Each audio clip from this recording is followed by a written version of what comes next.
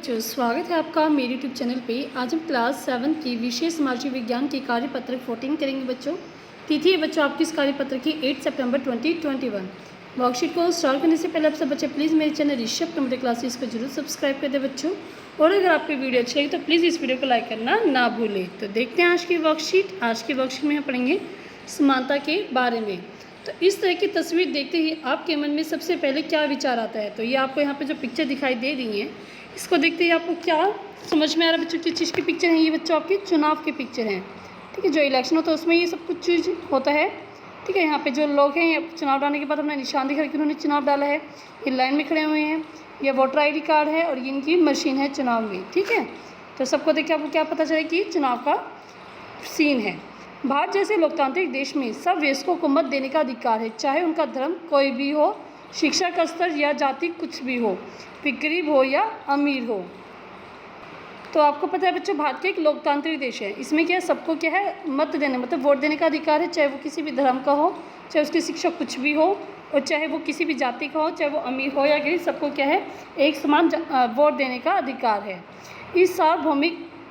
इसे सार्वभौमिक वयस्क मताधिकार 18 वर्ष या से अधिक कहा जाता है। तो इस अधिकार को हम क्या कहते हैं? सार्वभौमिक वयस्क मताधिकार कहते हैं।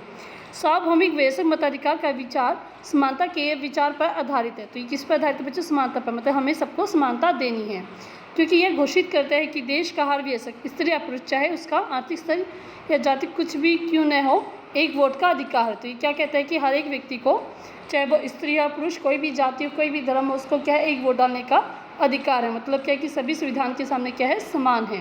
तो आगे देखते हैं, इसमें हम बहुत से लोग हैं जो भारतीय लोकतंत्र में रहते हैं जिन्हें मताधिकार प्राप्त है, लेकिन जिनका दैनिक जीवन और कार्य करने की स्थितियाँ समानता से बहुत दूर है।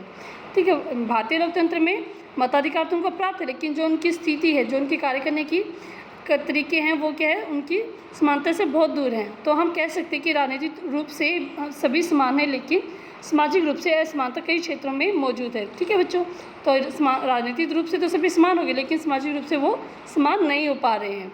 क्या क्या कारण है उनके? तो अक्सर कुछ लोगों के साथ असमानता का व्यवहार बस इसी कारण से होता है कि उनका जन्म किस जाति, लिंग या धर्म में हुआ है, और वे उच्च वर्ग के हैं या मध्यम वर्ग के या निम्न वर्ग के। तो हमारे समाज में क्या बच्चों, अभी भी असमानता फैली हुई। ये देखा जाता है कि वो किस धर्म का है, किस जाति का है, क्या लिंग है उसका।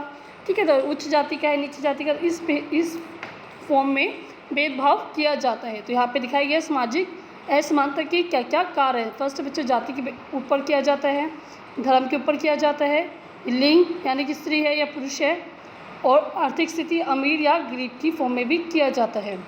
ठीक है बच्चों, इन सभी फॉर्म में भेदभाव किया जाता है।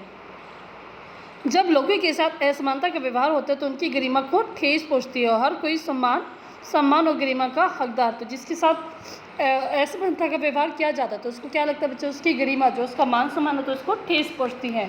तो हमें कभी भी ऐसा नहीं करना चाहिए। ठीक है, तो यहाँ पे फोटो दी गई, देखते हैं इस फोटो में क्या है। 1975 में बड़ी दीवार फिल्म में जूते पॉलिश करने वाला एक लड़का उसके काम की फेंक कर दिए गए पैसों को उठाने से इनकार कर देता है। वह मानता है कि उसके काम की भी गरिमा है और उसे उसका भुगतान आदर के साथ किया जाना चाहिए। तो बच्चे इसमें क्या बताएगा, जो दीवार फिल्म थी 1975 की, उसमें क्या था, जो लड़का था उसको वो पॉलिश करता है, और जो ये आदमी है ये उसको काम के बदले इसको पैसे फेंक कर देते। तो ये कहता है कि मुझे पैसे फेंके हुए नहीं चाहिए, मुझे मान सम्मान चाहिए। तो ये पैसे उठाकर वो उसके हाथ में देता है ताकि उसकी भी गरिमा बनी रहे। तो कहता है कि मेरे काम की भी उतनी गरिमा जितने की आपके काम की गरिमा है। तो आगे देखते हैं यहाँ पे वयस्क समानता, इन सबके हम डेफिनेशन देखते हैं। तो वयस्क क्या होता है बच्चों? 18 वर्ष से अधिक आयु का व्यक्ति। तो जिसकी आयु 18 वर्ष से अधिक है तो क्या कहलाता है? वयस्क।